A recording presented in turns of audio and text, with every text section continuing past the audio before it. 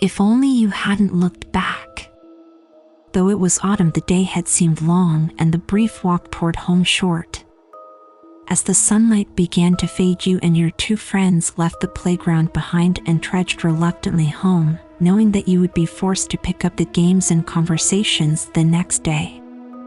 The next day, that never came.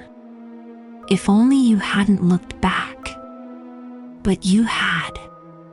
Turning just for a moment, you had glanced back toward the tree-line, seen the fingers of their branches clawing up toward the sky, and beside them, the figure. At first you thought you must be mistaken, that your eyes in the hazy blur of twilight were playing tricks on you, but no. When you looked again, he was still there. Taller than any man could be, thinner even the willowy branches that extended ever upward from the trees.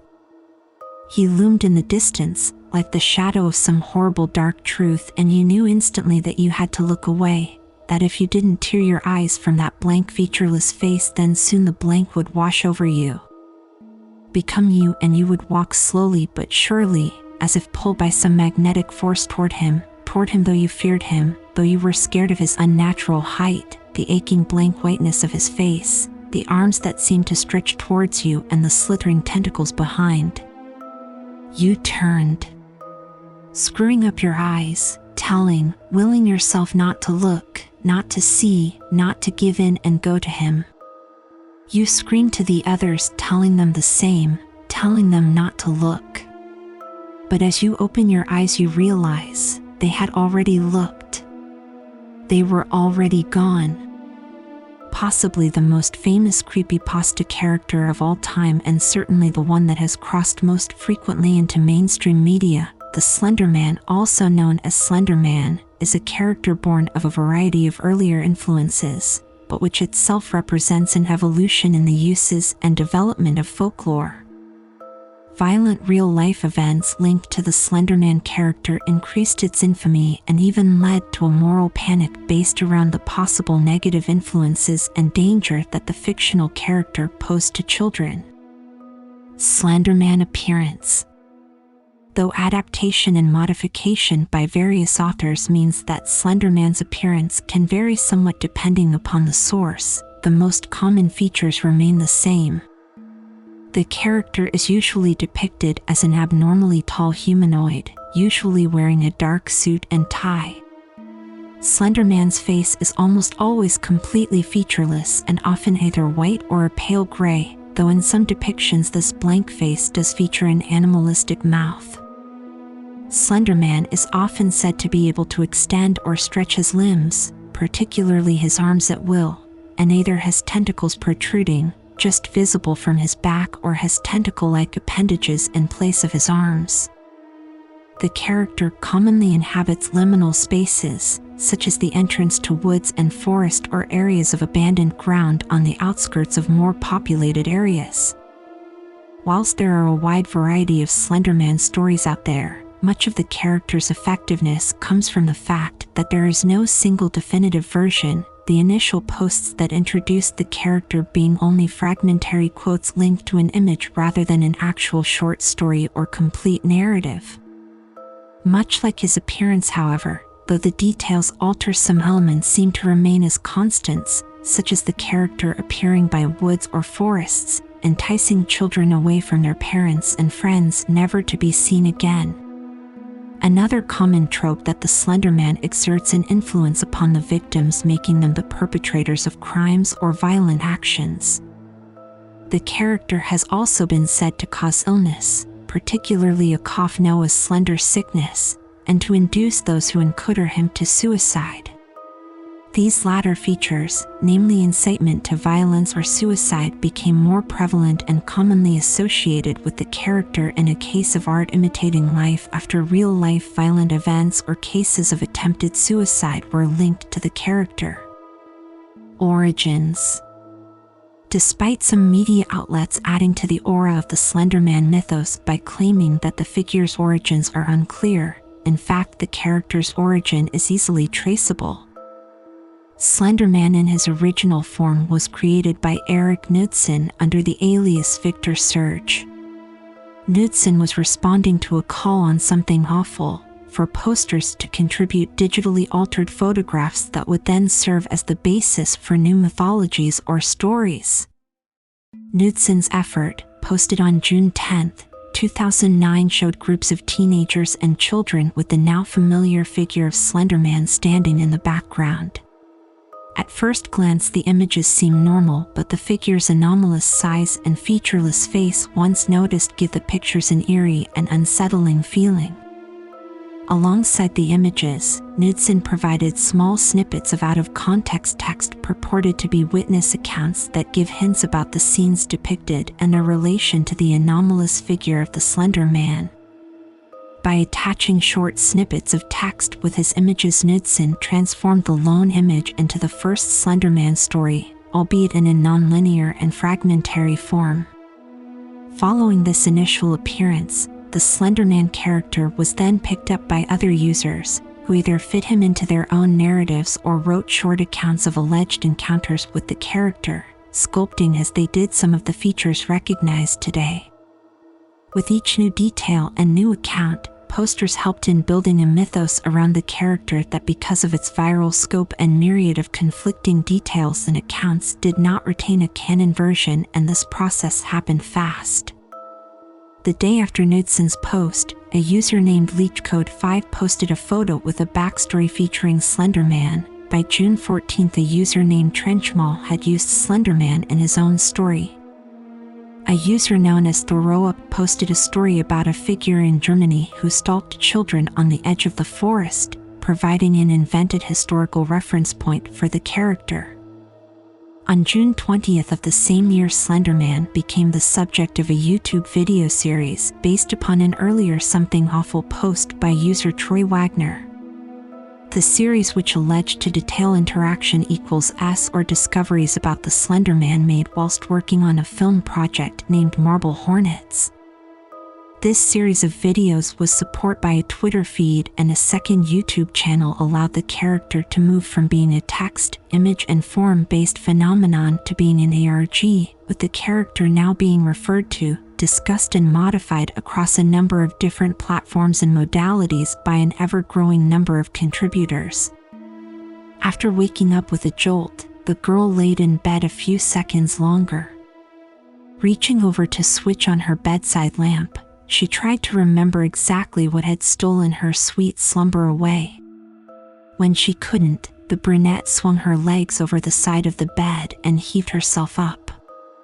Checking the time on her phone, she snorted when she saw it was midnight, the witching hour.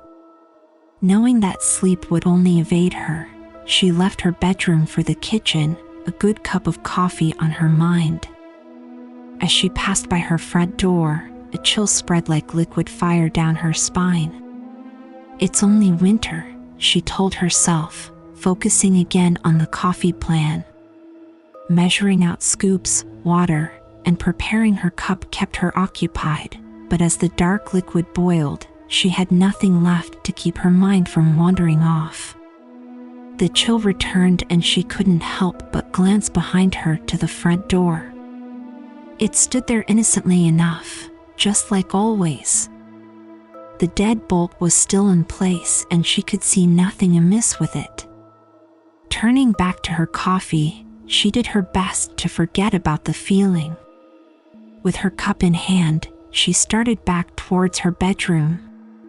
As she walked by the front door, she decided that a quick glance out of the peephole would help calm her restless mind. The chill worsened with each step she took towards the door and further away from the safety and warmth of her blankets. She pressed her empty hand against the cold, metal door and took a deep breath before leading her eye to the peephole. At first, she could only see an inky blackness and somehow seemed to swirl in itself. When she blinked in surprise, the void melted away. She wished it hadn't. In its place, there stood what she could only guess was once a man. The limbs were long and inhumanly awkward, with bulky joints branching off into several arms, not unlike the branches of a tree. The creature was draped in a black suit, somehow making the thing more nightmarish to her. The icing on the proverbial cake, however, was what passed as the hellish thing's face. It was as though her mind blurred the ghastly visage to spare itself further shock and horror. She shoved herself away from the door with the hand still pressed against it. The scalding mug of coffee fell, the liquid burning her bare legs as she fell backwards and tried to crawl away from the door. She knew, somehow, that her mind hadn't been playing tricks on her. As she crab-walked away from the door, she watched as tendrils as black as the void she first saw snake around through the cracks. The girl was trapped between the instinct to flee and the gut feeling to not turn her back on the door. When the door jolted, the urge to flee overcame her and she slipped in the burning liquid as she tried to make it back to her room. She knew deep down that she was trapping herself in a corner, but she had to get away from the door.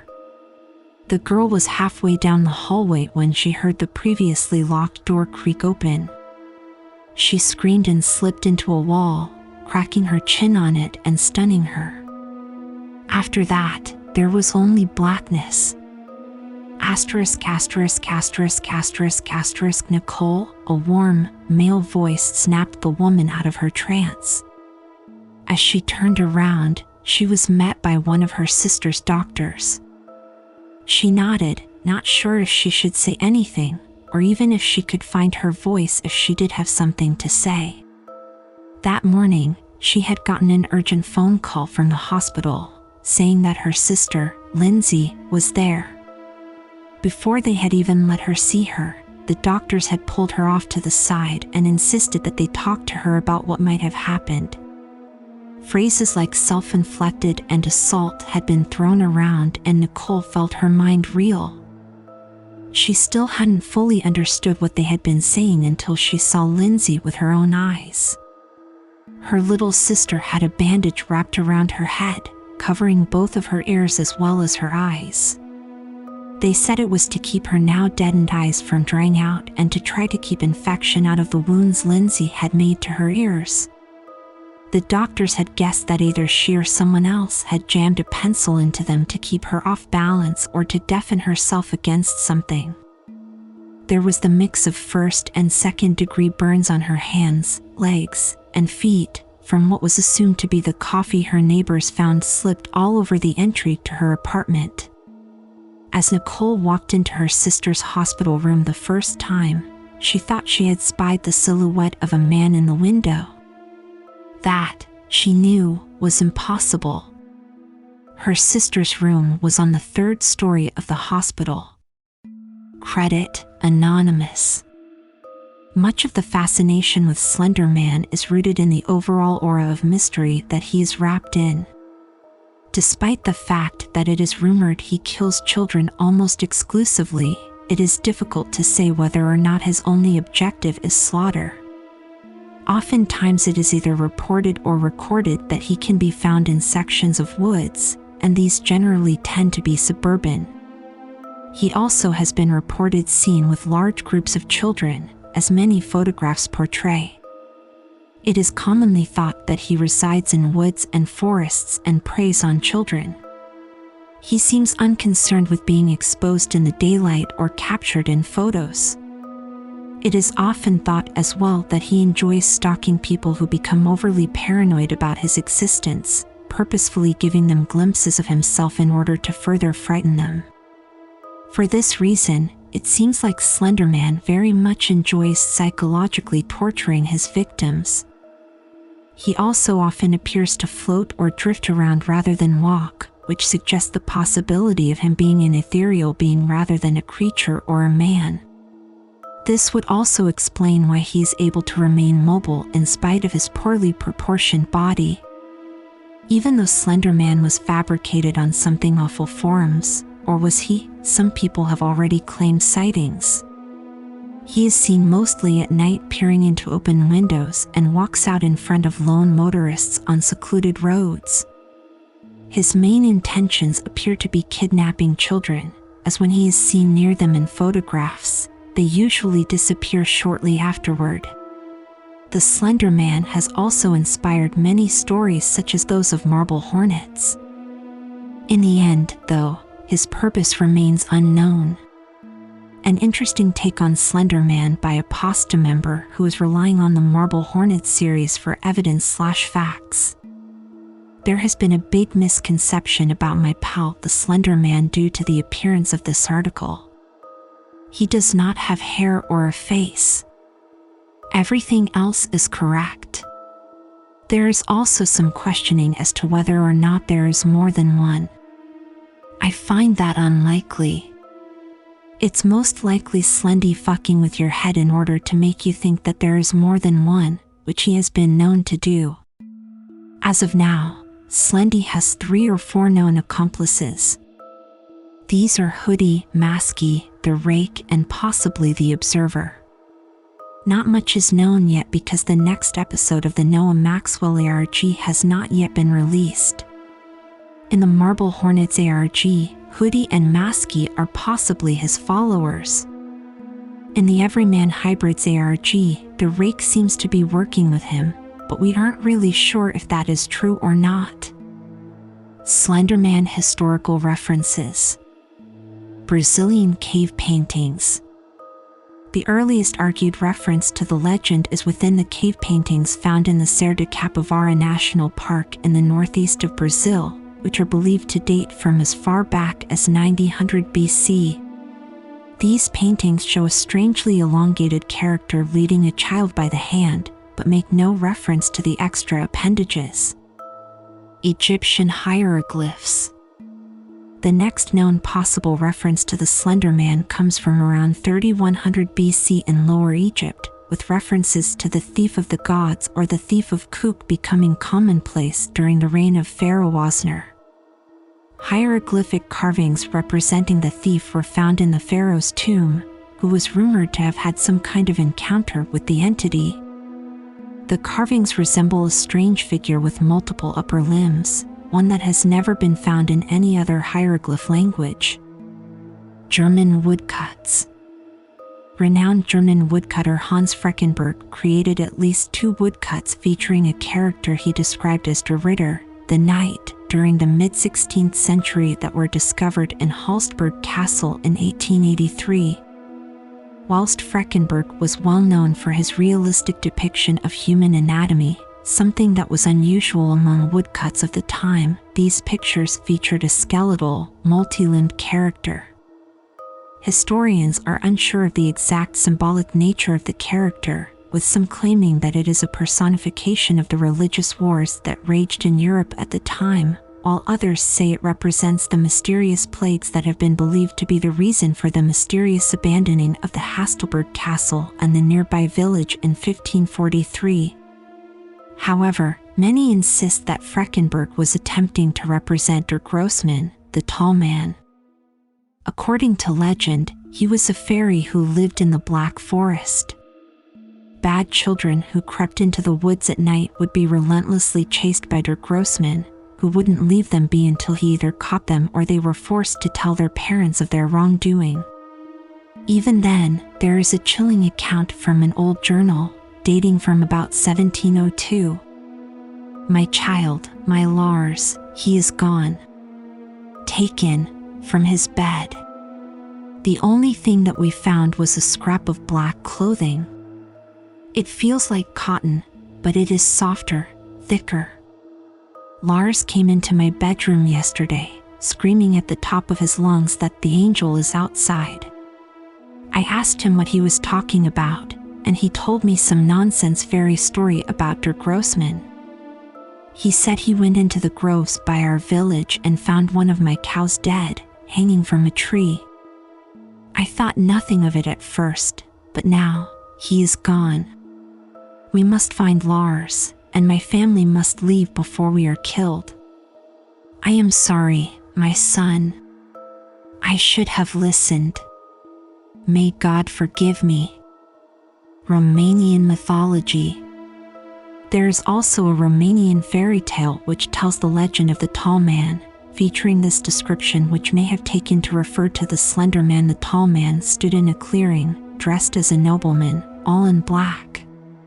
Shadows lay over him, dark as a cloudy midnight.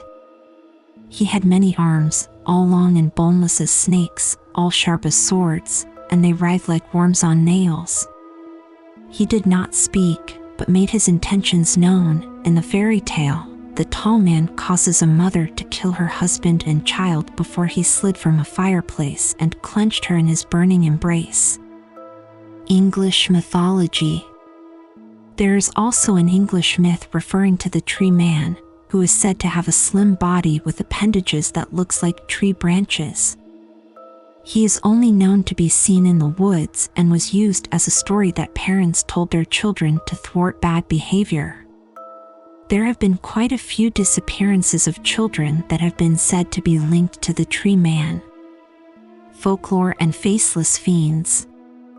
Far from being simply a flash in the pan-internet meme, Slenderman, and particularly the way in which the character grew within the public consciousness, has been the subject of serious academic investigation within the world of folklore studies, with scholars pointing out that the aspects of collectivity, variability, and performance in the development and spread of the Slenderman story identify it as a true piece of folklore. The egalitarian way in which the character was constructed, his attributes, characteristics, and intentions being argued about and discussed by a range of different contributors, and the fact that the details might change depending upon who is telling the tale and to whom, is fascinating to folklorists, some of whom have argued that the development of Slenderman in this way demonstrates a new stage in the evolution of folklore as a whole. The argument basically goes that prior to the invention of the printed word, folklore was spread by word of mouth. The basic outline of a story remained the same, but since the story was being retold on different occasions with attention given to the audience's preferences, details, and some aspects of the story would change. Once everything was printed, accepted versions came into being because the story could be codified. With the freedom, anonymity, and multiplicity afforded by the internet, that rigid structure is now breaking down, and the original features of folklore, where things can be changed, details vary, and specifics become blurry, are returning. The Slenderman and the way in which the character developed are a prime example of this. Interestingly, this collaborative development also contributes to the effectiveness of the character and fits perfectly with the fact that he is depicted as faceless. By not having definable or recognizable features, Slenderman remains formless and also entirely malleable, in the same way the universal bogeyman does. A creature known to be a threat by all, but upon which anyone can project their own fears. Some scholars have also pointed out how the features that did develop to define the Slenderman's characteristics have their roots in much older folklore. For example, the character's status as a malevolent force dwelling in the forest or woods and threatening harm to children has massive echoes of the traditional big bad wolf narratives, or tales of the headless horseman, whilst the vagueness of his appearance and intentions and proclivity for kidnapping children links him to fairies and fae folk, a link that has been explored by noted scholars in folklore. The kidnapping element also ties the Slenderman character to other mythic bagmen known to carry off children, such as the European tradition of the bagman who would take children away. The stories surrounding the Slenderman and his ability to seemingly entice children to come to him rather than offering them violence, at least in any form that is explicitly described in the stories, has heavy echoes of the Pied Piper of Hamelin. This mythic figure, who had the ability to induce rodents to follow him using his pipe and was therefore able to drive them out of Hamelin, was double-crossed by the people of the city who refused to pay him. As punishment, he used the same pipe and magical ability on the children of the city, leading them to follow him out of the city in a mesmerized procession. It has been pointed out that outside of the internet, the Slenderman retains power to concern and worry parents because he represents the classic notion of something that is a threat to children that they cannot fully explain or define. Again, this is partly due to Slenderman's inherent vagueness, in that most could not pin down his origins to, for example, a particular television show or game. He instead seems to concerned parents to have been conjured from nothing and yet be a character that is known amongst children and teenagers. The idea that character reported to be able to entice children and adolescents within the story is so enticing and popular with them in the real world is a blurring of boundaries that parents found threatening. Especially when Slenderman's influence was seen to have extended beyond the internet and into real life. Real life and moral panic. In 2012, a girl in Wisconsin was stabbed 19 times by two classmates who then attributed their actions to being in the service of or trying to meet the demands laid down by Slenderman.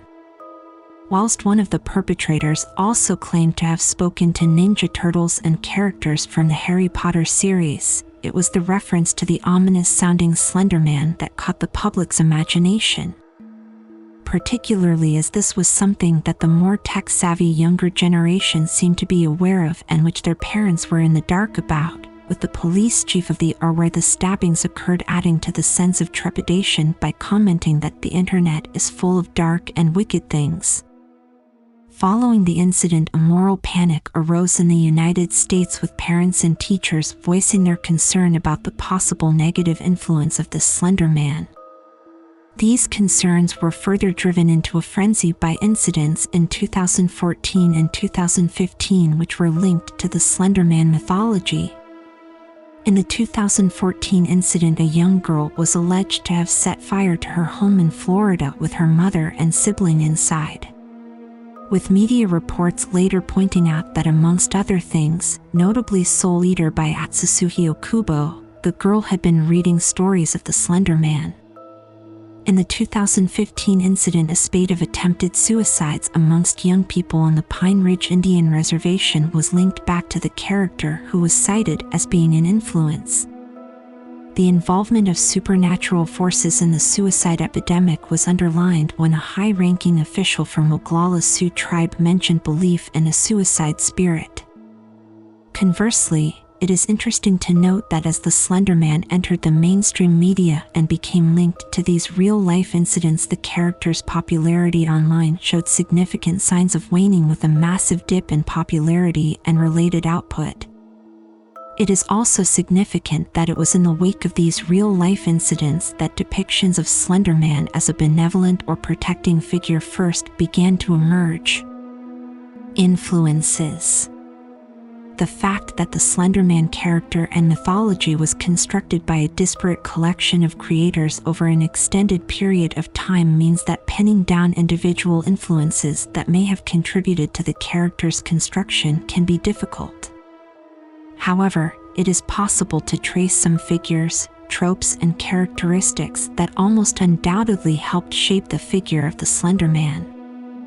Amongst the influences that Knudson has acknowledged are Stephen King, the figure of the tall man in the horror movie Phantasm, the work of H.P. Lovecraft, as suggested by the appearance of tentacles, and the mad gasser of Mattoon. One of the most immediately obvious influences not mentioned by the author are the men in black characters that populate many sci-fi television programs and have one incarnation in the Matrix films.